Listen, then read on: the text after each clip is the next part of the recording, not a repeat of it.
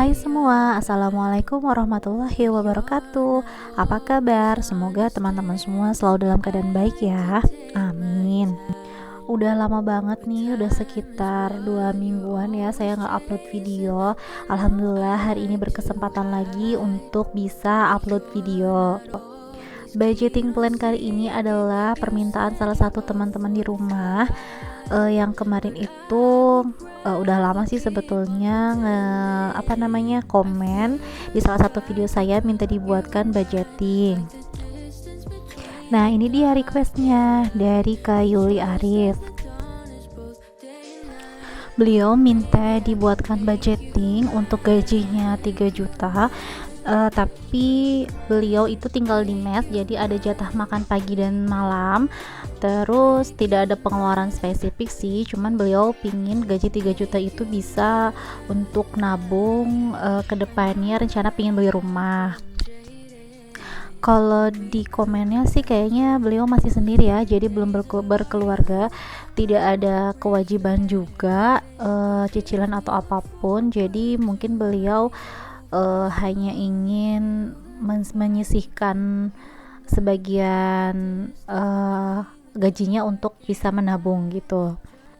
Tapi sebelumnya saya mau disclaimer dulu bahwa budgeting yang saya buat ini adalah menurut kacamata saya sebagai ibu rumah tangga ya, bukan kacamata ahli atau pakar yang profesional. Dan juga tentunya kebutuhan di masing-masing daerah itu bisa saja berbeda-beda ya teman-teman, tidak bisa disamakan. Nah, tapi semoga yang saya contohkan ini bisa juga diterapkan di daerah teman-teman ya. Nah, jadi pendapatannya beliau itu adalah sebesar 3 juta rupiah per bulan. Seperti biasa, saya selalu menyisihkan dana tak terduga ini di awal.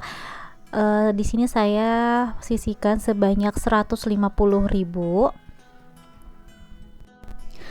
Terus selanjutnya saya akan membuatkan pos kewajiban, di mana kewajiban ini sifatnya ya wajib ya.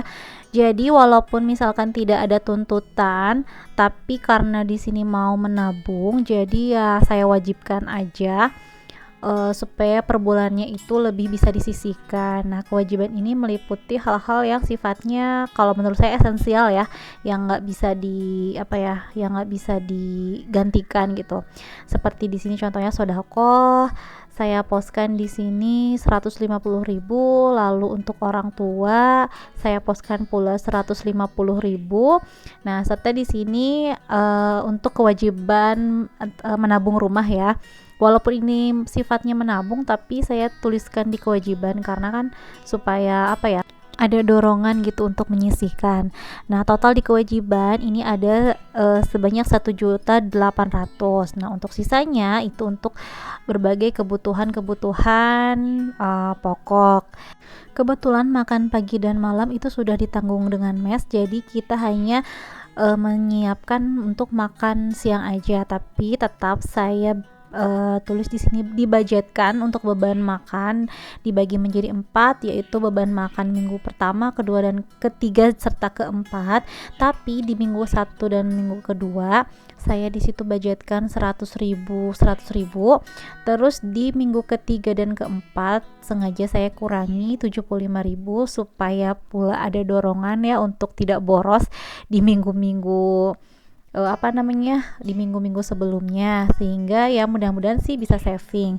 Nah, terus untuk lebih hemat juga di sini saya budgetkan untuk beras supaya ya bisa masak nasi aja gitu, jadi lebih hemat.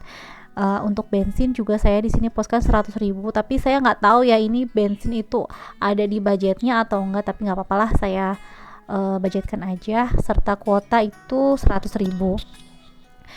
Jadi total untuk kebutuhan pokok itu ada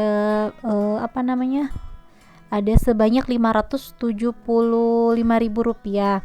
Nah, jadi kebutuhan pokok itu meliputi beban makan, beras, bensin, dan kuota. Karena mungkin masih sendiri ya, jadi masih belum begitu banyak.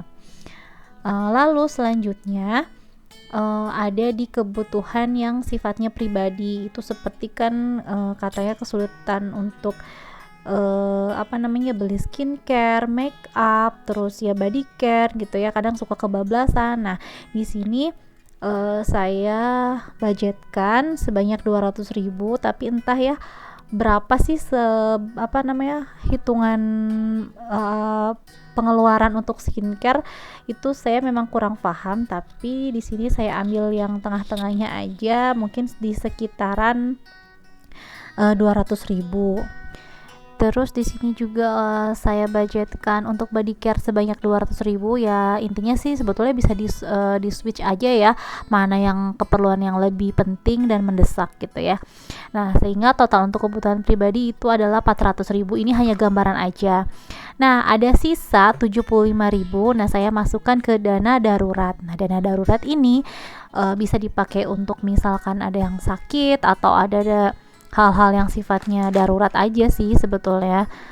Nah, jadi untuk pendapatan 3 juta itu sudah diposkan untuk dana tak terduga, untuk kewajiban, kebutuhan pokok, serta kebutuhan pribadi, dan terakhir dana darurat. Dan yang terakhir adalah perlunya dibudgetkan untuk dana sinking fund.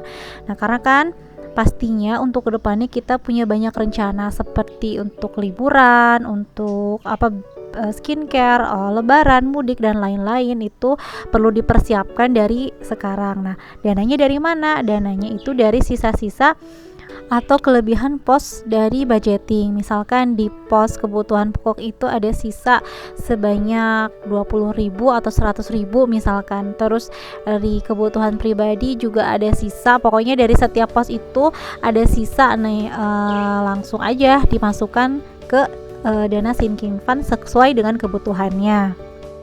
Nah, sampai di detik ini saya mau mengucapkan banyak-banyak terima kasih kepada teman-teman yang rela meluangkan waktunya untuk menonton video saya. Semua kebaikan teman-teman semua hanya Tuhan yang bisa balas ya. Semoga video saya ini bisa bermanfaat dan menginspirasi teman-teman semua. Dan sekian video dari saya. Jangan lupa terus dukung video saya supaya channel saya makin berkembang dengan cara like, subscribe, serta share ke seluruh sosial media kalian semua. Akhir kata, saya undur pamit dan wassalamualaikum warahmatullahi wabarakatuh. Bye bye.